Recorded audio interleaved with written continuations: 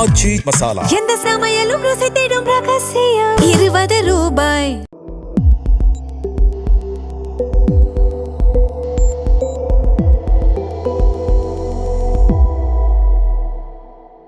தமிழ் தரம் நேயர்களுக்கு வணக்கம். நம்மோடு உரையாட ஊடகவியலாளர் திரு கேப்ரியல் இணைந்திருக்காங்க. வாங்க பேசலாம். மறுமுன்பாக தொடர்ந்து உங்களுடைய ஆதரவை தமிழ் தரம் சேனலுக்கு கொடுங்க, அப்படியே சப்ஸ்கிரைப் பண்ணிடுங்க. வணக்கம். வணக்கம். நேற்று சிஜேபியினுடைய போராட்டம் டெல்லியில் நடந்தது. அது மிகப்பெரிய அளவில் மக்களை திரும்பி பார்க்க வச்சிருக்கு. நீட் தேர்வில் தொடர்ச்சியாக பிரச்சனை இருக்குது, வினாத்தாள் கசிவுது அப்படின்னு நிறைய பிரச்சனைகள் இதில் இருக்குது. அதன் காரணமாக அதுக்கு பொறுப்பேற்று சம்மந்தப்பட்ட அமைச்சர் தர்மேந்திர பிரதான் அவர்கள் பதவி விலகணும் அப்படின்ற கோரிக்கையை வலியுறுத்தி தொடர்ச்சியான போராட்டங்களில் அவங்க ஈடுபட்டு வராங்க சிஜேபி. ஸோ நேற்று பார்லிமெண்ட் கூடுச்சு.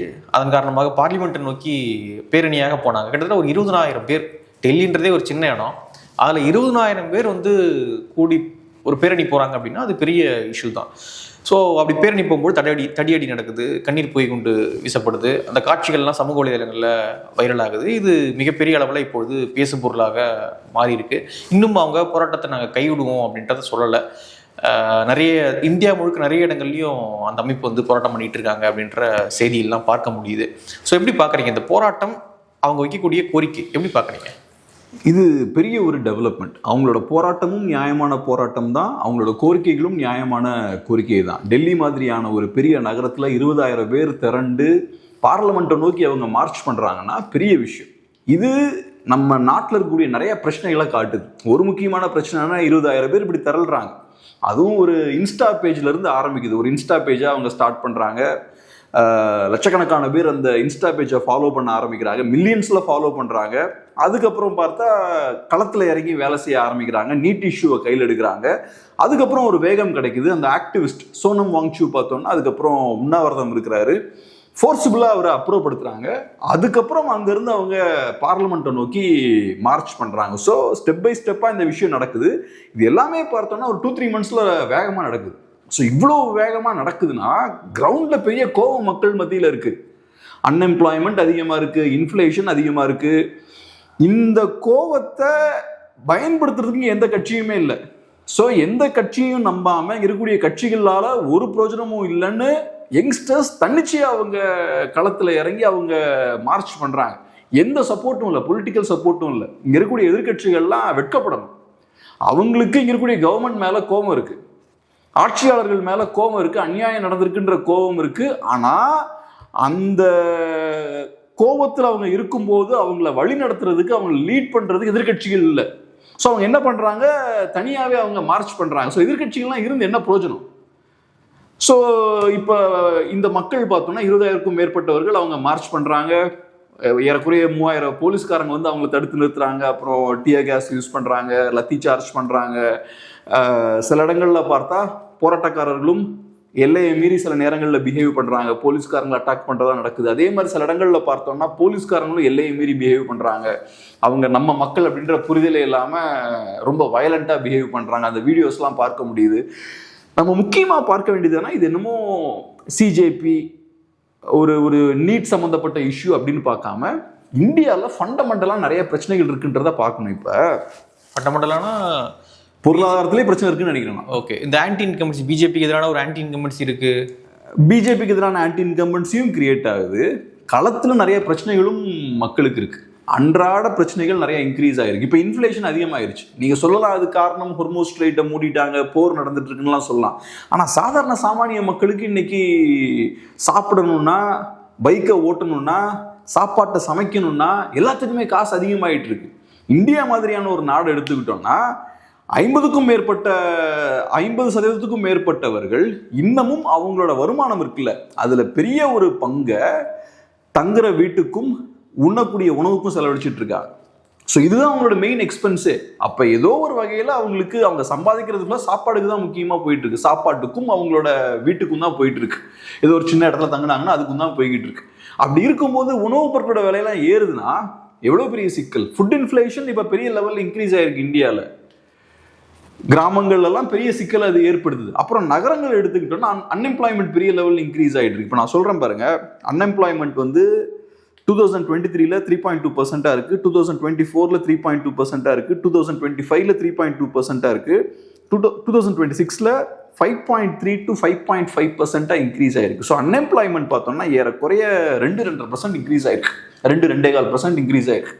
அப்போ ஒரு வருஷத்துல திடீர்னு இவ்வளோ பெரிய அன்எம்ப்ளாய்மெண்ட் இன்க்ரீஸ் ஆகுதுன்னா அதோட வெளிப்பாடு வரதானே செய்யும். உள்ளுக்குள்ள நிறைய பேர் கோபமாக தான் இருப்பாங்க.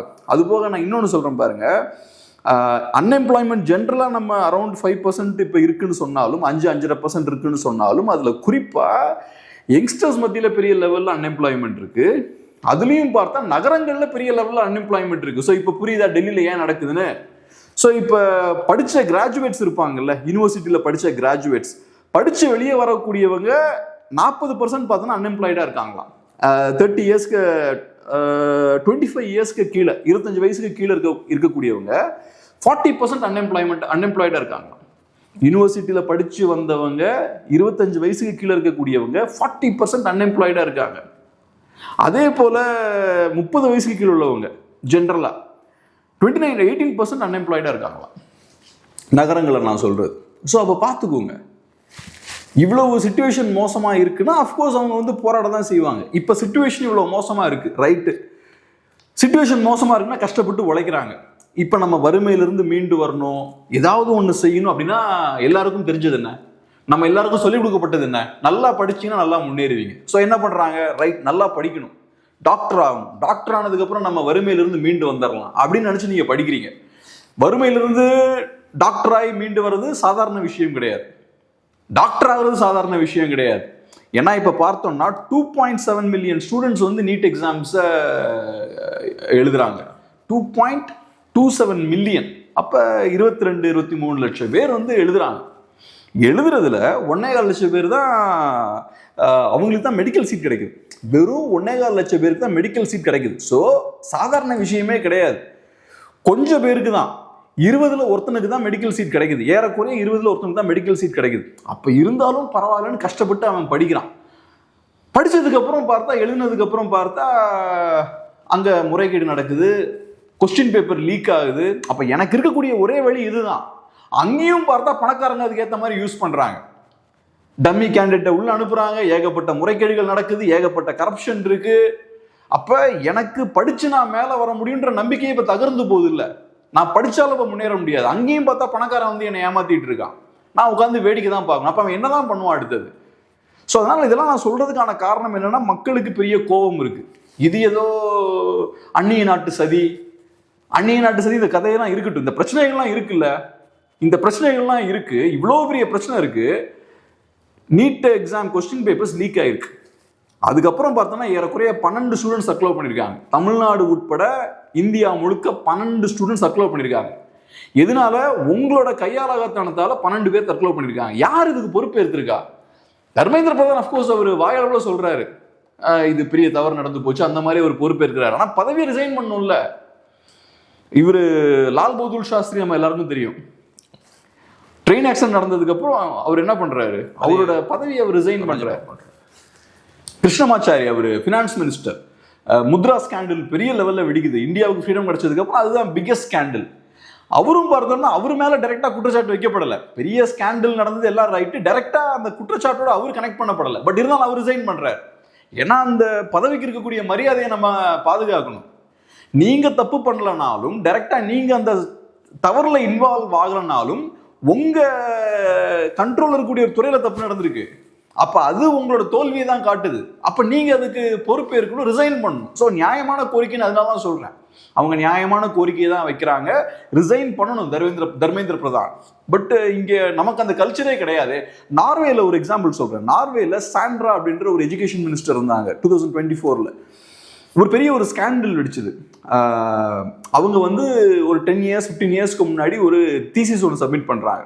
அதில் பிளேகரிசம் இன்வால்வ் ஆயிருக்கு. பிளேகரிசம்னா இன்னொருத்தவங்களோட ஒர்க்கில் இருக்கக்கூடிய கண்டென்ட்டை தூக்கி யூஸ் பண்ணிடுறது, அவங்களோட பெர்மிஷன் இல்லாமல் திருடுறது மாதிரி தான் அது. அந்த விஷயத்தை அவங்களோட ரிசர்ச் பேப்பரில் அவங்க பண்ணியிருக்காங்க, தீசிஸில் பண்ணியிருக்காங்க. அது ஒரு பெரிய கான்ட்ரவர்சி. அவங்க மினிஸ்டர் ஆனதுக்கப்புறம் வெடிச்சிருச்சு. ஏதோ ஒரு காலத்தில் பண்ணது மினிஸ்டர் ஆனதுக்கப்புறம் வெடிச்சிருச்சு. டக்குன்னு அவங்க ரிசைன் பண்ணிட்டாங்க. ஒரு மினிஸ்டர் பதவியை அவங்க ரிசைன் பண்ணிட்டாங்க. தாய்வானில் இது நடந்திருக்கு. அங்கே இருக்கக்கூடிய எஜுகேஷன் மினிஸ்டர் ரிசைன் பண்ணியிருக்காரு. இந்த மாதிரி அவரோட துறையில் ஒரு பெரிய ஒரு ஸ்கேண்டல் நடக்கும்போது அவர் ரிசைன் பண்ணுறாரு. அப்போ இல்லை, அந்த ஸ்கேண்டலுக்கும் எனக்கும் சம்மந்தம் கிடையாது, நான் டைரெக்டாக போய் அந்த விஷயத்தை பண்ணல அப்படின்றது கிடையாது. உங்கள் துறையில் தப்பு நடக்குதுன்னா அதுக்கு நீங்க தான் பொறுப்பு, அப்ப நீங்க ரிசைன் பண்ணணும். இங்க அந்த மாதிரியான அக்கௌண்டபிலிட்டியே இல்லை. 12 பேர் இறந்துருக்காங்க. இப்ப நார்வே மாதிரி நாடு கிடையாதுங்க நம்ம நாடு. நான் சொன்ன மாதிரி 20 லட்சம் பேர் எக்ஸாம் எழுதுறான், 1.25 லட்சம் பேருக்கு தான் அங்க வேக்கன்சியே இருக்கு. அப்ப இங்க கோடிக்கணக்கான மக்கள் வாழ்ந்துட்டு இருக்காங்க. வறுமையிலிருந்து மீண்டு வரதுன்றது சாதாரண விஷயமே கிடையாது. உயிரை கொடுத்து போராடி எல்லாம் படிச்சுட்டு இருக்கான். இப்ப நீ நல்லா கவனிச்சீங்கன்னா அந்த மெயின் அந்த சூசைட்லாம் எப்ப நடந்திருக்குன்னு பார்த்தோம்னா, எக்ஸாம்ஸை கேன்சல் பண்ணி ரீ எக்ஸாம் அனௌன்ஸ் பண்றாங்கல்ல, அந்த இடப்பட்ட காலத்துல இதெல்லாம் நடந்திருக்கு. அந்த இடப்பட்ட காலத்துல ஏன் இந்த ஸ்டூடெண்ட்ஸ்லாம் சூசைட் பண்றாங்க? திரும்ப எப்படி ஸ்ட்ரெஸ், அந்த டைம்ல ஸ்ட்ரெஸ் பில்ட் ஆயிட்டு இருக்கு அவனுக்கு. அப்பா அம்மாவுக்கு எப்படியாவது ப்ரெஷரை போட்டு இவங்களை அடுத்த இடத்துக்கு கொண்டு போயிடணும், நம்மள மாதிரி குழந்தைங்க கஷ்டப்படக்கூடாது, ஒரு டாக்டர் ஆயிடணும், முன்னேறணும். நம்மளை பொறுத்தளவு இன்னும் டாக்டர் தான் நம்மளோட ஒரு விடிவு காலம் மாதிரி நம்ம சொசைட்டில அல்டிமேட்டா இருக்கு. ஆமா, அதுதான் பீக்ல இருக்கு. செகண்ட் டாக்டர் கிடைக்கலன்னா இன்ஜினியரிங் கூட இன்னைக்கு கொஞ்சம் டம்மி ஆயிடுச்சு. ஆனா டாக்டருக்கான அந்த இல்லைன்னா காமர்ஸ், இல்ல ஒண்ணுமே சரியில்லைன்னா பிஏ, அவ்வளவுதான். அப்புறம் ஒண்ணுமே இல்லைன்னா பிஏ தமிழ் கடைசியா வந்து எடுக்க வேண்டியது. அப்புறம் ஹிஸ்டரி, இந்த மாதிரி சில டிபார்ட்மெண்ட்ஸ்லாம் வச்சிருப்பாங்க. ஆமா, ஹிஸ்ட்ரிலாம் எப்படிப்பட்ட படிப்பு, பட் நம்ம ஊர்ல ஒன்றும் படிக்கலன்னா ஹிஸ்ட்ரி உனக்கு இல்லைன்னா பிஏ தமிழ் எடுத்துரு அப்படின்னு. ஆமா. ஸோ எஜுகேஷன்ல ஏதாவது ஒன்று பண்ணி நம்ம முன்னேறிடலான்னு மக்கள் கஷ்டப்படும் போது இந்த மாதிரியான விஷயங்கள் நடக்குது. இப்போ பாருங்க, இதுல இப்போ ஹிந்துல ஒரு தலைப்புல ஒரு கட்டுரை எழுதியிருக்காங்க பாருங்க, protesters anger extends beyond paper leaks. அப்போ மக்களோட கோவம்ன்றது பேப்பர் லீக் சம்மந்தப்பட்ட விஷயம் இல்லை, அதையும் தாண்டி மக்கள் பெரிய கோவத்தில் இருக்காங்க. அதில் முக்கியமாக என்ன போட்டிருக்காங்கன்னா, இதுக்கு முன்னாடி பிஜேபி ஆதரிச்சவங்க இன்னைக்கு பிஜேபிக்கு எதிராக திரும்புறாங்கன்றதையும் போட்டிருக்காங்க. குறிப்பாக one of the main common threads connecting those who face police lathis was that many of them had voted for the Bharatiya Janata Party in the past or came from families that had traditionally supported the BJP.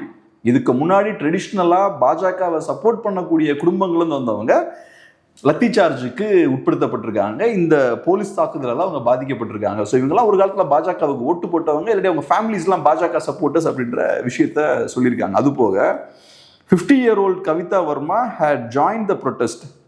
She has voted for the BJP since 2014. அந்த அம்மா கோவமாக நிறைய விஷயங்கள் பேசியிருக்காங்க. நான் 2014 ஓட்டு போட்டு தான் இருக்கேன், இந்த மாதிரி நடந்துக்கிறாங்க. மோடி அவர்கள் வந்து ரொம்ப அரகண்டா பிஹேவ் பண்றாரு, மோடி அவர்களோட அரகன்ஸை காட்டுது அப்படின்னு அந்த அம்மா பேசியிருக்காங்கன்னு இதுல பதிவு பண்ணியிருக்காங்க. அது போக நிஷாந்த் அப்படின்ற ஒருத்தர் வந்து அவரோட அனுபவத்தையும் அவர் பதிவு பண்ணியிருக்காரு. அவர் பீகார்காரர் போல, அவர் என்னென்ன கஷ்டப்பட்டிருக்காரு அப்படின்றதையும் காட்டுறாங்க. ரொம்ப கஷ்டப்படுற ஒரு ஃபேமிலியில வந்திருக்காரு. ஸோ நிறைய கஷ்டங்களை ஃபேஸ் பண்ணியிருக்காரு. அவர் என்ன சொல்றாருன்னா, ஐ voted for BJP twice. The government is blind, mute and deaf.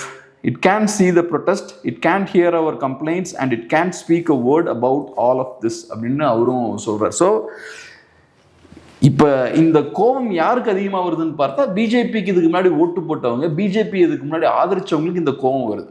இது நியாயமான கோபம் தான். ஏன்னா இங்கே ஒரு பெரிய தோல்வி நடந்திருக்கு. மக்கள் பெரிய ஸ்ட்ரெஸ்ல இருக்காங்க, பெரிய லெவல் இன்ஃப்ளேஷன் இருக்கு, அன்எம்ப்ளாய்மெண்ட் இருக்கு. யங்ஸ்டர்ஸுக்கு குறிப்பாக ஒரு உத்தரவாதம் இல்லை, ஃபியூச்சர் குறித்த ஒரு கிளாரிட்டி இல்லை. ஒரு சைடில் வந்துட்டு இருக்கு. இப்போ கம்பெனிஸ்லாம் பார்த்தா ஃப்ரெஷர்ஸை பெருசாக ரெக்ரூட் பண்ண மாட்டேங்கிறாங்க. ஸோ நேச்சுரலாக யங்ஸ்டர்ஸுக்கு இப்போ பெரிய ஒரு அச்சம் இருக்கு. அப்படி இருக்கும்போது நீங்கள் இர்ரெஸ்பான்சிபிளாக இப்படி பிஹேவ் பண்ணுறீங்கன்னா, அப்போ நான் ஏன் இதெல்லாம் சொல்கிறேன்னா, ஏற்கனவே அன்எம்ப்ளாய்மெண்ட் இருக்குது, பெரிய க்ரோத் இல்லை, இந்த சிக்கல்கள்லாம் இருக்கும்போது அவங்களுக்கு நம்பிக்கையே நீட் மாதிரியான எக்ஸாம் தான். எப்படியாவது இதை எழுதி பாஸ் பண்ணி தப்பிச்சு ஓடிடலான்னு பார்க்குறாங்க. அங்கேயும் உங்களோட கரப்ஷனை கொண்டு வந்தீங்கன்னா என்ன அர்த்தம்? அங்கேயும் பணக்காரங்க 20-30 லட்ச ரூபா உள்ள இறக்கி எப்படி இல்லாமோ அந்த சிஸ்டமை மெனிப்புலேட் பண்ணுறாங்க. இந்த பெரிய பெரிய கோச்சிங் சென்டர்ஸ் உள்ள இறங்குறாங்க. இப்படிலாம் பண்ண போகிறோம், மக்களுக்கு வெக்ஸ் ஆயிரும்ல. அப்போ நான் என்னதான் பண்ணுறது? நான் இங்கேயே தான் இருக்கணுமா? நீ எங்கள் மேலே பெரிய ஆள் மாதிரி உயரத்தில் உட்காந்துருப்பீங்க, நான் இங்கேயே இருக்கணுமா அப்படின்ற அந்த கோவம் வரும்ல, அதோட ஒரு வெளிப்பாடு தான் அது. ஓகே, இது கவர்மெண்ட்டுக்கு எதிராக திரும்புமா அப்படின்ற ஒரு கேள்வியும் இருக்குது. வர எலெக்ஷனில் வந்து இது அரசாங்கத்துக்கு எதிரான ஒரு ஆன்டி இன்கம்பன்சியை உருவாக்கி வேறு கட்சிகள் வெற்றி பெறுவதற்கான வாய்ப்புகளை வகுக்குமா அப்படின்ற ஒரு கேள்வியும் இப்போ உருவாயிருக்கு. இப்போ இவ்வளவு பெரிய கோபம், இவ்வளவு பெரிய அதிருப்தி மக்கள் மத்தியில் களத்தில் இருக்குது. இதை காங்கிரஸ் பார்ட்டியால் யூஸ் பண்ண முடியல. ஸோ என்னை பொறுத்தளவு நான் என்ன சொல்லுவேன்னா, காங்கிரஸ் பார்ட்டியெலாம் நம்பி பிரயோஜனம் கிடையாது. காங்கிரஸ் பார்ட்டிக்கு ஓட்டு போட்டாலும் அவங்க ஏறக்குறைய பாஜக மாதிரி தான் இருக்க போகிறாங்க. காங்கிரஸ் பார்ட்டி இதுக்கு முன்னாடி பல டிகேட்ஸ் பவரில் இருந்திருக்காங்க. அவங்களால ஒன்றும் உருப்படியாக பண்ண முடியலன்னு தான் காங்கிரஸ் பார்ட்டியை ஓரமாக தூக்கி போட்டுட்டு இன்னைக்கு பாஜக பக்கம் போயிருக்காங்க மக்கள்.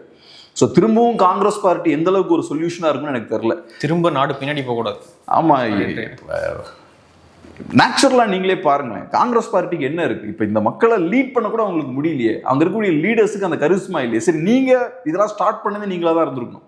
இந்த பிரச்சனையெல்லாம் நீங்கள் ஸ்டார்ட் பண்ணிருக்கணும். இதை முன்னிருந்து நீங்கள் கொண்டு போயிருக்கணும். அது நீங்கள் பண்ணல. குறைந்தபட்சம் இவங்களுக்கு சப்போர்ட்டிவ் அவங்களுக்கு ஏதாவது பண்ண முடியுதா? சும்மா ஸ்டேட்மெண்ட் சொல்றது, ட்வீட் போடுறது, வாயால் வடை சுடுறது, இது மட்டும் கிடையாது. உங்களால ஒரு 10,000 பேரை இறக்க முடியலையே.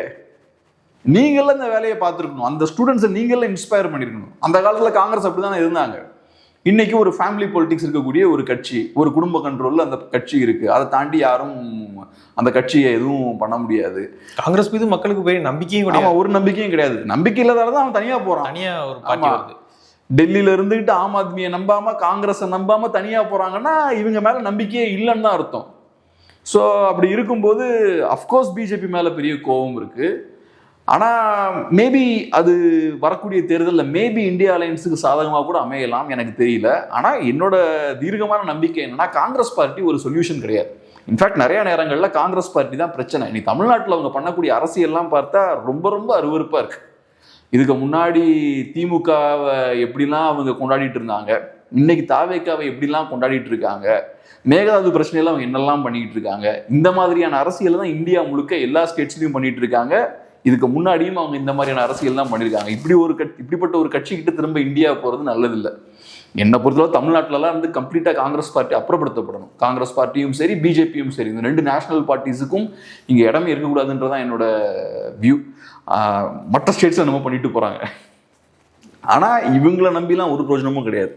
காங்கிரஸ் பார்ட்டிக்கு அந்த ஸ்ட்ரென்த்லாம் எதுவும் இல்லை. இப்போ சிஜேபி அப்படின்னு ஒரு அமைப்பு இவ்வளோ பேர் திரட்டுறாங்க, பிரச்சனை பண்ணுறாங்க அப்படின்லாம் ஓகே. ஆனால் ப்ராப்பரான ஒரு இன்ஸ்டிடியூஷனாக அது இல்லை. அது சும்மா வாட்ஸ்அப்லேயும் இன்ஸ்டாகிராம்லேயும் இப்படி பகிர்ந்து இப்படி பார்த்து அங்கே ஆர்கனைஸ் ஆகிறானே தவிர இந்தியா முழுக்க கிளை பரப்பிய ஒரு இன்ஸ்டிடியூஷனாக அது இன்னும் பில்ட் ஆகலை. அப்படி இருக்கும்பொழுது பிஜேபியை எதிர்க்க சரியான ஒரு பார்ட்டி தானே அது சிஜேபின்றது. சிஜேபி ஒரு பொலிட்டிக்கல் பார்ட்டி கிடையாது. அது ஒரு பொலிட்டிக்கல் பார்ட்டி கிடையாது. சும்மா காக்ரோச் ஜனதா பார்ட்டின்னு இருக்கிறதால அது ஒரு பொலிட்டிக்கல் பார்ட்டி கிடையாது. அது ஒரு ஸ்டூடெண்ட் மூவ்மெண்ட் மாதிரி தான். சீஃப் ஜஸ்டிஸ் வந்து யங்ஸ்டர்ஸை இழிவுபடுத்தி பேசுறாரு, காக்ரோச்சஸோட ஒப்பிட்டு பேசுறாரு.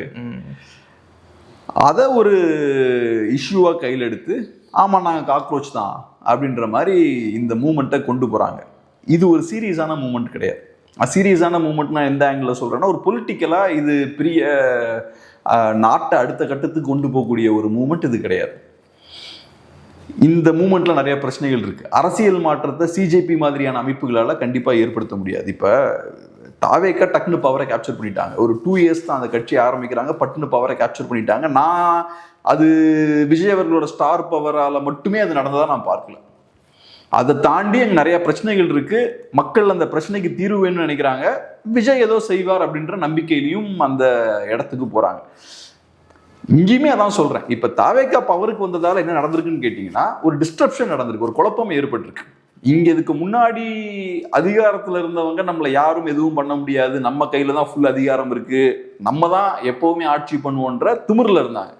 அது இப்ப ஆட்டம் கண்டிருக்கு. அது நடந்திருக்கு தமிழ்நாட்டில். ஆனால் தாவேக்கா ஒரு தீர்வா இருப்பாங்களா? தமிழ்நாட்டில் கூடிய பிரச்சனைகள்லாம் தீர்த்துருவாங்களா? பெரிய ஒரு முன்னேற்றத்தை கொடுப்பாங்களா? புரட்சிகரமாக ஏதாவது பண்ணுவாங்களான்னு கேட்டால் ஒன்றும் பண்ண போகிறது இல்லை. அவங்களால அதெல்லாம் பண்ணவும் முடியாது. ஏன்னா அதுக்கான மக்கள் சப்போர்ட் அவங்களுக்கு கிடையாது. மக்கள் சப்போர்ட் இல்லாமல் நீங்கள் அதெல்லாம் பண்ண முடியாது. மக்கள் சப்போர்ட் நான் சொல்றது அரசியல் மயப்பட்ட மக்கள் அவங்க கூட வந்து நிற்கணும், ரசிகர்கள் கிடையாது. அது அவங்க கிட்ட கிடையாது. சிஜேபியும் அப்படிதான் பார்க்குறேன். சிஜேபி ஒரு ஆர்கனைஸ்டான ஒரு பொலிட்டிக்கல் மூவ்மெண்ட் கிடையாது, இல்லைனா ஒரு பொலிட்டிக்கல் பார்ட்டி கிடையாது. அப்படி இருக்கும்போது ஆர்கனைஸ்டா ஒரு அமைப்பு இல்லைனாலே பெரிய தாக்கத்தை அந்த அமைப்பால் ஏற்படுத்த முடியாது. இன்னைக்கு பிஜேபி இவ்வளோ தூரம் வளர்ந்துருக்கு, இல்லைனா காங்கிரஸ் இன்னைக்கு இவ்வளோ தூரம் வளர்ந்துருக்கு. காங்கிரஸ் இன்னைக்கு இவ்வளோ கேவலமாக செயல்பட்டும் ஒரு இன்ஸ்டிடியூஷனாக நிற்குது, 20% ஓட்ஸ் வாங்கக்கூடிய இன்ஸ்டிடியூஷனாக நிற்குதுன்னா அன்னைக்கு அந்த காலத்தில் நல்ல அடித்தளத்தை போட்டாங்க. பிஜேபிக்கும் அதே மாதிரி தான். அது ஒரு ஆர்கனைஸ்டான பொலிட்டிக்கல் பார்ட்டி. சிஜேபி அப்படிலாம் கிடையாது. திடீர்னு ஒரு ஸ்பார்க் அடிக்குது, யங்ஸ்டர்ஸ்லாம் நீங்கள் கூடி வரீங்க. இப்போ மெரினா ப்ரொட்டஸ்ட்லேருந்து ஏதாவது பெரிய பார்ட்டிஸ்லாம் டெவலப் ஆச்சா? மேபி மெரினா ப்ரொட்டஸ்ட் வழியாக என்டிகே மாதிரியான அமைப்புகளுக்கு ஸ்ட்ரென்த் கிடைச்சதுன்னு சொல்லலாம். ஆனால் மெரினா ப்ரொட்டஸ்ட் வந்து பெரிய ஒரு பொலிட்டிக்கல் மூமெண்ட்டாக மாறல. அது ஒரு அச்சுறுத்தலை இங்கே இருக்கக்கூடிய ஆளும் வர்க்கத்துக்கு ஏற்படுத்துச்சு. ரைட், நம்ம மக்களோட பலத்தை நம்ம குறைத்து இடப்படக்கூடாது, மக்கள் நினைச்சாங்கன்னா என்ன வேணாலும் பண்ணலாம், ஏதோ மக்கள் தூங்கிட்டு இருப்பாங்க நம்ம நினைக்க முடியாது, லட்சக்கணக்கான பேர் வெளியே வர தயாரா இருக்காங்கன்ற அந்த ஒரு பயத்தை ஆளும் வர்க்கத்துக்கு ஏற்படுத்துச்சு. ஆனால் மெரினா ப்ரொட்டஸ்ட் வந்து ஒரு பொலிட்டிக்கல் மூவ்மெண்ட்டாக மாறுமான்னு கேட்டிங்கன்னா அது கஷ்டம் தான். அது ரொம்ப ஆர்கனைஸ்டான மூவ்மெண்ட் கிடையாது. ஒரு ஸ்பார்க் அடிக்குது, ஒரு பெரிய கூட்டமாக கூடுறாங்க. இதுவும் அதே மாதிரி தான். சிஜேபி ஒரு பெரிய பொலிட்டிக்கல் டிரான்ஸ்ஃபர்மேஷனை ஏற்படுத்திடும், ஆட்சியை கவிழ்த்துரும் அப்படின்லாம் எனக்கு தோணலை. அந்த மாதிரியான சிஸ்டமிக் சேஞ்சை நீங்கள் ஏற்படுத்தணும்னா உங்களுக்கு ஆர்கனைஸ்டான ஒரு பார்ட்டி வேணும். ஆனால் ஒரு விஷயம் வேணும்னா, இப்போ சோஷியல் மீடியா யுகத்தில் சில விஷயங்கள் வேகமாக நடக்குது. இந்த மாதிரியான ஒரு கூட்டத்தை திரட்டணும்னா முன்னாடிலாம் டைம் ஆகிருக்கும்னு நினைக்கிறேன். இன்றைக்கி பார்த்தோம்னா பட்டுன்னு ஒரு இன்ஸ்டா பேஜ் ஒன்று ஸ்டார்ட் பண்ணுறாங்க, அதில் மில்லியன்ஸ் ஆஃப் ஃபாலோவர்ஸ் வராங்க. அதுக்கப்புறம் அது ஒரு பொலிட்டிக்கல் மூவ்மெண்ட்டை ட்ரிகர் பண்ணுது. முன்னாடிலாம் கேலி பண்ணுவாங்க. எனக்கு ஒரு அனுபவம் இருக்குது. கம்யூனிஸ்ட் நண்பர்கள்ட்டெல்லாம் நான் காலேஜ் படிக்கும்போது இன்டர்நெட் ரொம்ப முக்கியம், நம்ம ஃபோக்கஸ் பண்ணணும்னு சொல்லும்போது சும்மா வீட்டிலேருந்து இந்த கீபோர்டு தட்டினாலாம் ஒன்றும் புரட்சியெல்லாம் வராது, வெளியிலேருந்து களப்பணி ஆட்டணும், இன்டர்நெட்லாம் சும்மா, அதெல்லாம் நான் மதிக்கவே மாட்டேன்லாம் என்கிட்ட பேசியிருக்காங்க சில பேர். இன்றைக்கி பார்த்தா இன்டர்நெட்டில் உட்காந்துக்கிட்டு ஒரு பெரிய மூமெண்ட்டை பில்ட் பண்ணிட்டாங்க. நேபாளில் அதான் நடந்ததுன்றாங்க. இப்போ மொபைல் நெட்வொர்க்லாம் பிளாக் பண்ணியிருக்காங்க அந்த நேற்று இந்த ப்ரொடெஸ்ட் நடக்கும்போது. ஸோ அப்போ இன்டர்நெட் வந்து சில விஷயங்களை இப்போ செய்யுது, சோஷியல் மீடியா பிளாட்ஃபார்ம்ஸ் வழியாக சில காரியங்கள் நடக்குது, எல்லாம் இப்போ ஸ்பீடப் ஆகுது. கம்யூனிகேஷன் இன்னும் கொஞ்சம் கூட பரவலாக இருக்கும்போது அது வந்து சோஷியல் ப்ராசஸையும் வேகப்படுத்துது, மக்கள் மொபிலைஸ் ஆகிறத வேகப்படுத்துது, மக்களை ஆர்கனைஸ் பண்ணுறதை வேகப்படுத்துது. ஸோ அதனால் இதெல்லாம் தொடக்க புள்ளின்னு பார்க்கலாம். இந்த மாதிரியான விஷயங்கள் நடக்கும்போது ஸ்டூடெண்ட்ஸ் ஆர்கனைஸ் ஆகிறாங்க, பொலிட்டிசைஸ் ஆகிறாங்க, மக்கள் பொலிட்டிசைஸ் ஆகிறாங்க. அப்புறம் மக்களுக்கு ஒரு இன்ஸ்பிரேஷனும் கிடைக்குது, நம்ம 4 பேர் சேர்ந்தோன்னா ஒரு தாக்கத்தை ஏற்படுத்த முடியுதுரா அப்படின்ற நம்பிக்கை வருது. ஸோ இது ஒரு பொலிட்டிக்கல் மாற்றத்துக்கான, ஒரு அரசியல் மாற்றத்துக்கான ஒரு துவக்க புள்ளியாக பார்க்கலாம், பாசிட்டிவாக பார்க்கலாம். ஆனால் இது எனக்கு நம்ம இந்த சிஜேபின்றதெல்லாம் பெரிய ஒரு பொலிட்டிக்கல் சேஞ்சை கொண்டு வந்துடலாம் நான் பார்க்கல. ஓகே, இந்த இன்ஸ்டாகிராமில் அவங்க ஐடி ஆரம்பிக்கும் பொழுது இவ்வளோ மில்லியன் வந்துட்டாங்க, அவ்வளோ மில்லியன் வந்துட்டாங்க அப்படின்ற செய்தியெல்லாம் கேட்கும்பொழுது சும்மா 2 நாள் இருக்கும், அப்புறம் 3ஆம் நாள் கலைஞ்சு போயிடும் அப்படின்ற மாதிரி நினச்சேன். ஆனால் இன்னைக்கு வர செய்தி பார்த்தீங்கன்னா டெல்லியில் 20,000 பேர் கூடுறாங்க, பார்லிமெண்ட்டை முற்றுகிட போகிறாங்க அப்படின்றது சீரியஸான ஒரு சேஞ்ச் இல்லையா? இங்கே இன்ஸ்டாகிராம்லேருந்து அவங்க கிரவுண்டுக்கு வந்துட்டாங்க. ஸோ இந்த கிரவுண்ட்லேருந்து அவங்க பார்லிமெண்ட்டை நோக்கி போக ரொம்ப தூரம் இல்லையா? பார்லிமெண்ட் அதாவது ஜனநாயக வழியாக சொல்கிறேன் நான், எலெக்ட் ஆகி உள்ளே போகிறதுக்கு ரொம்ப தூரம் இல்லை இல்லையா? இன்ஸ்டாகிராம்லேருந்து வெளியே வந்துட்டாங்க, வெளியே இருந்து பார்லிமெண்ட்டில் எலெக்ட் ஆகி போகிறது ரொம்ப தூரம் இல்லை. இந்த தூரத்தில் அவங்களுக்கு பிரச்சனை இருக்குன்றீங்களா நீங்கள்? இல்லை மேபி அது கூட நடக்கலான்றீங்களா? இப்போ விஜய் ஜெயிப்பார்னு நினைக்கல, இல்லை ஜெயிச்சிட்டாரு. ஸோ அந்த மாதிரி கூட இது நிகழலாம் இல்லையான்ற எனக்கு என்னன்னா, மாற்றம் ஏற்படாது, மேபி வரலாம். உங்களுக்கு நிஜமான ஒரு மாற்றம் ஏற்படணும்னா நீங்கள் மக்களை கரெக்டாக ஆர்கனைஸ் பண்ணணும், உங்களுக்கு கரெக்டான ஒரு பார்ட்டி ஸ்ட்ரக்சர் இருக்கணும். இப்போ எல்லாரும் ஒரு ஐடியாலஜி பேஸ்டாக எல்லாம் சேர்ந்து ஒன்றா இருக்கும்போது தான் ஸ்ட்ராங்கான ஒரு மூமெண்ட்டாக இருக்க முடியும். நீங்கள் சதறி போக மாட்டீங்க, பயப்பட மாட்டீங்க. இப்போ மக்களுக்கு ஒரு கலெக்டிவ் வில் பவர் இருக்குங்க. மக்களை மீறி நீங்கள் செயல்பட்டீங்கன்னா மக்கள் உங்களுக்கு எதிராக திரும்பிடுவாங்க. இங்கே அதான் நடக்குது. இங்கே அரசை பொறுத்தளவில் மக்கள் ஏதோ ஒரு கோவத்தில் வெளியே வராங்க, அதை நீங்கள் முடக்க முயற்சி பண்ணுறீங்க. நீங்கள் என்ன பண்ணுறீங்க, அந்த சிஜேபின்ற அந்த பேஜை ஃபஸ்ட்டு முடக்க முயற்சி பண்ணுறீங்க. அதுக்கப்புறம் அந்த ப்ரொட்டஸ்டர்ஸ் கூடுறதையும் நீங்கள் தடுக்க பார்க்குறீங்க. அதுக்கப்புறம் சோனம் வங்சுவை அங்கேருந்து வலுக்கட்டாயமாக அங்கேருந்து விலக்கி கொண்டு போகிறீங்க. இந்த மாதிரி முடிஞ்ச அளவுக்கு அந்த ப்ரொட்டஸ்ட்டை நீங்கள் ஒடுக்க பார்க்குறீங்க, அதை நீர்த்து போக வைக்கிறீங்க. மக்கள் இதை பார்க்குறாங்க. மக்கள் பார்க்கும்போது ரைட், நான் ஒரு விஷயம் செய்ய பார்க்குறேன், நீ அதை ஒடுக்க பார்க்குற, நான் இப்போ உன்னை மீறி அதை செய்வேன். ஸோ மக்களுக்கு எப்போவுமே அந்த கலெக்டிவ் வில் பவர் உண்டு. அதே மாதிரி இந்த மாதிரியான ப்ரொடெஸ்ட்லாம் நடக்குதுன்னா இது என்னமோ வெறுமனே அந்த நீட் சம்மந்தப்பட்ட விஷயம் மட்டும் கிடையாது, ஓவராலாக நிறைய பிரச்சனைகள் இருக்குது. இன்ஃபேக்ட் மரீனா ப்ரொடெஸ்ட்டுமே அப்படிதான். அது வெறுமனே ஜல்லிக்கட்டு சம்மந்தப்பட்ட இஷ்யூ கிடையாது. மக்கள் வேற நிறைய விஷயங்களையும் பார்த்துட்டு இருக்காங்க, வேற நிறைய கோவங்களும் மக்களுக்கு இருக்குது. எல்லாம் சேர்ந்து படால்னு ஒரு இடத்துல வெடிக்குது. இங்கேயும் அதுதான். நிறைய நேரங்களில் ஹிஸ்ட்ரியில் பார்த்தீங்கன்னா ஸ்பான்டேனியஸாக சில விஷயங்கள் வெடிக்கும். இந்த மாதிரி ஸ்பான்டேனியஸாக சில இடங்களில் பெரிய ஒரு எக்ஸ்ப்ளோஷன் இந்த மாதிரி ஏற்படும். அது சில நேரங்களில் வேற ஒரு பெரிய பொலிட்டிக்கல் சேஞ்சுக்கு ஒரு துவக்க புள்ளியாக இருக்கும், ஒரு ட்ரிகர் பாயிண்ட்டாக இருக்கும். அதுக்கப்புறம் அங்கேருந்து சில விஷயங்கள் நடக்கும். ஆனால் இந்த ஸ்பான்டேனியஸாக நடக்கக்கூடிய இந்த பொலிட்டிக்கல் மூவ்மெண்ட், சிஜேபின்ற இந்த மூவ்மெண்ட் இருக்கு இல்லையா, இது ஒரு பெரிய பொலிட்டிக்கல் பார்ட்டியாக மாறுமா அப்படின்லாம் எனக்கு தெரில. மேபி அவங்க முயற்சி பண்ணலாம். ஆனால் அதெல்லாம் செய்யணும்னா ஒரு ப்ராப்பரான ஒரு பார்ட்டி கட்டமைப்பு வேணும், ப்ராப்பரான லீடர்ஷிப் வேணும், ப்ராப்பரான ஐடியாலஜி வேணும். இப்போ ஆம் ஆத்மியாலே பெருசாக டேக் ஆஃப் ஆக முடியலையே. ஆம் ஆத்மி இப்படி ஸ்டார்ட் ஆனது தானே. இதே மாதிரி இதே ஜந்தர் மந்தர்ல இவர் அண்ணா ஹசாரே ஸ்டார்ட் பண்ணாரு. அங்க உட்கார்ந்து இருந்த ஆட்கள் தானே இவங்க எல்லாமே. யார் நம்ம அரவிந்த் கெஜ்ரிவால், கிரண் பேடி எல்லாம் அங்க உட்கார்ந்தவங்க தானே. அதுக்கப்புறம் ஊழலை மட்டுமே மையமா வச்சு ஒரு அரசியல் கட்சி ஆரம்பிக்கிறாங்க. அதுவே நம்ம சொன்னோம் அப்ப இருந்தே, ஊழலை மட்டுமே மையமா வச்சு நீங்க ஒரு அரசியல் கட்சியை கொண்டு வரீங்கன்னா அதுக்கு பெரிய ஃபியூச்சர் இருக்காது. உங்களோட ஐடியாலஜி என்ன, யார் உங்க எதிரி, யார் உங்க நண்பர், நீங்க என்ன செய்ய முயற்சி பண்றீங்க. வெறுமனே ஊழல் தான் என்னோட பிரச்சனை அப்படின்னா நீங்க எப்படி சொசைட்டி அடுத்தடுத்து கொண்டு போக முடியும்? சிஸ்டமை கொஞ்சம் எஃபிஷியண்டா மாத்துவேன்னு நீங்க சொல்றீங்க, கடைசியில் அதுவும் உருப்படியா நடக்கல. உங்ககிட்ட இருந்த ஒரே ஆயுதம் ஊழல் எதிர்ப்பு தான். கடைசியில் அங்கேயே போய் நீங்க மாட்டிக்கிட்டீங்க, நீங்களே ஊழலை போய் மாட்டிக்கிட்டீங்க. அப்புறம் அங்க போய் சிக்கினதுக்கு அப்புறம் உங்களுக்கு வேற அரசியலே இல்லை, வேற என்னத்தை பேசுவீங்க நீங்க? பாசிச பாஜகலாம் பேசினா அதை பேச காங்கிரஸ் இருக்காங்க. ஹிந்துத்துவாவை நீங்க அப்பப்போ பேச ட்ரை பண்ணீங்க முதல்லலாம், அதுக்கு பாஜக இருக்காங்க. உங்களை விட நல்லா பாஜக ஹிந்துத்துவ அரசியலை பேசுவாங்க. அப்போ உங்களுக்கு ஒண்ணுமே இல்லை. அதனாலதான் ஒரு பொலிட்டிக்கல் ஐடியாலஜி இருக்கணும். பொலிட்டிக்கல் ஐடியாலஜின்றது ஏதோ ஒரு நோட் புக்ல இருக்கக்கூடிய கதை கிடையாது. அது நீங்க எங்க போறீங்கன்றது தீர்மானிக்கிறது அதுதான். ஒரு கட்சி இருக்குன்னா அந்த கட்சிக்கு ஒரு காம்பஸ் வேணும், நம்ம எந்த டைரக்ஷன்ல போகணுன்ற காம்பஸ் வேணும். அதுதான் பொலிட்டிக்கல் ஐடியாலஜி. கம்யூனிசம்னா ஓகே, நாங்க இவங்களை எதிரியா ஃபிக்ஸ் பண்ணுவோம், இவங்க நண்பர்களா பார்ப்போம். காங்கிரஸுக்கு அதே மாதிரியான ஒரு பொலிட்டிக்கல் ஐடியாலஜி உண்டு. அவங்க Indian national party, Indian nationalist party. அவங்க அந்த காலத்துல பிரிட்டிஷ்காரங்களை வீழ்த்தி பவருக்கு வராங்க. அதுக்கப்புறமும் நீங்க காங்கிரஸ் பார்ட்டி எடுத்தீங்கன்னா வெஸ்டர்ன் பவர்ஸுக்கு எதிராக தான் இருந்திருக்காங்க. அதுக்கப்புறம் தான் 90s அப்புறம் இந்தியா லிபரலைஸ்லாம் பண்ணும்போது காங்கிரஸ் பார்ட்டி வீழ ஆரம்பிக்குது. அது வரைக்கும் அவங்க குளோபலைசேஷன்லாம் காங்கிரஸ் பார்ட்டி அலோவ் பண்ணல, முடிஞ்ச அளவுக்கு ரெசிஸ்ட் பண்ணாங்க. ஸோ அவங்க பவருக்கு வந்ததுக்கு அப்புறமும் பார்த்தீங்கன்னா அவங்க பாலிசியில் ஏதோ ஒரு வகையில் ஆன்டி வெஸ்ட் பாலிசிஸாக தான் அது இருந்திருக்கு. பிஜேபியை பொறுத்தளவில் ஹிந்துத்துவா பாலிடிக்ஸ். அப்படி உங்களுக்கும் ஒரு கிளியரான ஸ்டாண்ட் இருக்கணும்ல, அப்போதானே நீங்கள் சொசைட்டி அடுத்த கட்டத்துக்கு எடுத்துகிட்டு போக முடியும். இல்லைனா நீங்கள் டெம்பரரியாக ஒரு சின்ன ஒரு தாக்கத்தை ஏற்படுத்திங்க, அதுக்கப்புறம் காணாமல் போயிருவீங்க. ஓகே, இப்போ கொள்கை எதிரின்னு சொல்லக்கூடிய விஜய் அவர்கள் இந்த ப்ரொடெஸ்ட் தொடர்பாக வாயை திறக்கல அப்படின்ற விஷயங்கள் பேசப்படுது. கொள்கை எதிரி அப்படின்றாரு, ஆனால் பேசல. மற்ற எல்லாரும் பேசுகிறாங்க, ஸ்டாலின் அவர்கள் பேசுகிறாரு, மற்ற எல்லாம் பேசுகிறாங்க, மற்ற மாநிலங்கள்லேயும் தலைவர்கள் பேசுகிறாங்க. ஆனால் விஜய் அவர்கள் ஒரு சிஎம்மாக இருக்காரு, அதை தாண்டி பிஜேபியை கொள்கை எதிரின்றாரு, அவங்களுக்கு எதிராக ஒரு ப்ரொடெஸ்ட் வந்து நடக்குது. அப்படி இருக்கும்பொழுது ஏன் விஜய் அவர்கள் இதுக்கு ஒரு அறிக்கை விடலை அப்படின்ற ஒரு கேள்வியும் இப்போ எழுந்திருக்கு. அறிக்கை விட்டால் மட்டும் பத்தாது, ஸ்ட்ராங்காக அதை எதிர்க்கணும். ஒரு பார்ட்டியாக தாவேக்கா ஸ்ட்ராங்காக இந்த இடத்துல ஒரு ஸ்டாண்ட் எடுக்கணும். நீட்டை குறித்து உங்களோட ஸ்டாண்ட் என்ன? இப்போ சிஜேபி ப்ரொடெஸ்ட் நடந்துட்டு இருக்குன்னா அது குறித்து உங்கள் ஸ்டாண்ட் என்ன? இவங்களுக்கு பாஜகனாலே பயம். இப்போ பாட்டு பாடுறதெல்லாம் பார்த்தா ஓடு ஓடு ஓடுலாம் பாட்டெல்லாம் விஜய் அவர்கள் பாடினாலும் இவங்களுக்கு ஒரு பயம் இருக்கு. இவங்களை பொறுத்தளவில் ஏன் ராஜ்யசபா சீட்டை காங்கிரஸ்ட கொடுக்குறாங்க? நீங்கள் உள்ளே போகிறதுக்கான வாய்ப்பு, உங்களோட ஃபர்ஸ்ட் எம்பி உள்ளே போயிருப்பார், அதை நீங்கள் அந்த வாய்ப்பை பயன்படுத்தாமல் நீங்கள் எதுக்கு காங்கிரஸ் பார்ட்டிக்கு அந்த வாய்ப்பை கொடுக்குறீங்க? ஏன்னா தெரியும் இந்த மாதிரியான பிரச்சனை வரும்போது நீங்கள் ஸ்டாண்ட் எடுக்கணும். அப்புறம் நீங்கள் அங்கே போயிட்டு சும்மா உட்காந்துருக்க முடியாது. ஒவ்வொரு இஷ்யூக்கும் நீங்கள் ஸ்டாண்ட் எடுக்கணும். உங்களுக்கு இப்போ ஸ்டாண்ட் எடுக்கிறதுலேயே பிரச்சனை இருக்கு. அந்த மாதிரியான ஒரு இடத்துக்கு நம்ம தள்ளப்படக்கூடாதுன்னு நீங்கள் பார்க்குறீங்க. ஸ்டாண்ட் எடுக்கக்கூடிய இடத்துக்கே நம்ம போயிடக்கூடாது. நீங்கள் முதல் ஸ்டாண்ட் எடுக்கணும், அதுக்கப்புறம் ஸ்ட்ராங்காக நின்று எதிர்க்கணும். நீங்கள் ஸ்டாண்ட் எடுக்கிறதுக்கே உங்களுக்கு தைரியம் இல்லை, அதை தவிர்க்கிறீங்க. நீங்கள் நேஷனல் இஷ்யூஸ் வரும்போது அதை பற்றி எனக்கு பேச விருப்பம் இல்லை.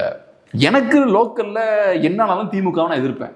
தண்ணி ஏன் வரல, திமுக சரியில்லைம்பேன். கரண்ட் ஏன் வரல, திமுக சரியில்லை. ஊழல் ஏன் இருக்குது, திமுக சரியில்லை. எதை கேட்டாலும் திமுக சரியில்லை. இதான் அரசியல்.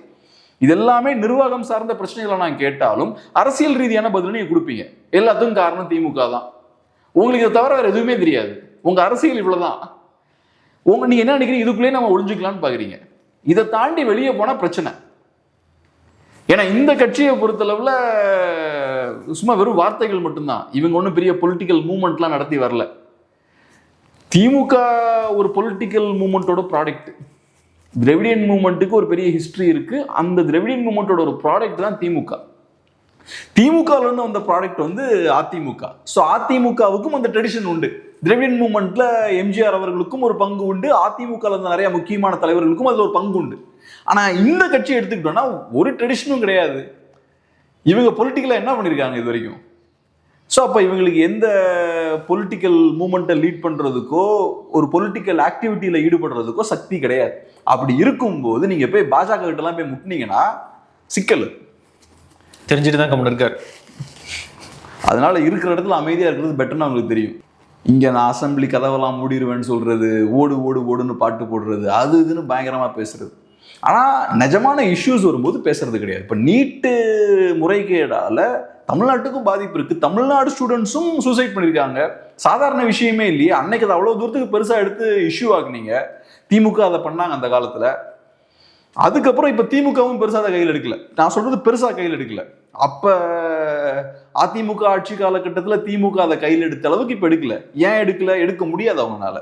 ஏன்னா அவங்க நீட்டுக்கு எதிராக ஒன்றும் பண்ணல. அவங்க ஆட்சி காலத்தில் நீட்டுக்கு எதிராக நீட் விலக்கு கையெழுத்து தான் முதல் கையெழுத்தா இருக்கும்லாம் பேசினாங்க. கடைசியாக எதுவும் பண்ணல. இன்னைக்கு திமுக பெருசாக அதை பற்றி பேசினாங்கன்னா எல்லாம் சிரிப்பாங்க.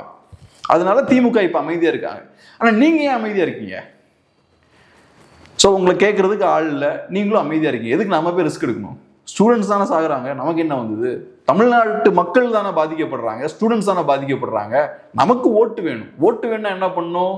திமுக எதிர்ப்பு பேசணும். திமுக எதிர்ப்பை தவிர இந்த கட்சிக்கு வேற எதுவும் பண்ண முடியாதுங்க. நான் சொல்றேன், வெறுமனே வாயிச்ச உடல்ல திமுகவுக்கு எதிராக பேச முடியும், அவ்வளவுதான். திமுக எதிர்த்து பேச முடியும். அதை தாண்டி அரசியல் ரீதியாக இந்த கட்சிக்கு எதுவும் பண்ண முடியாது. ஓகே, பொலிட்டிக்கல் ஆக்ஷன் அப்படின்றது இந்த கட்சியால முடியாது. பார்க்கலாம். நிறைய விஷயங்களோட பகிர்ந்துக்கிட்டீங்க. நன்றி.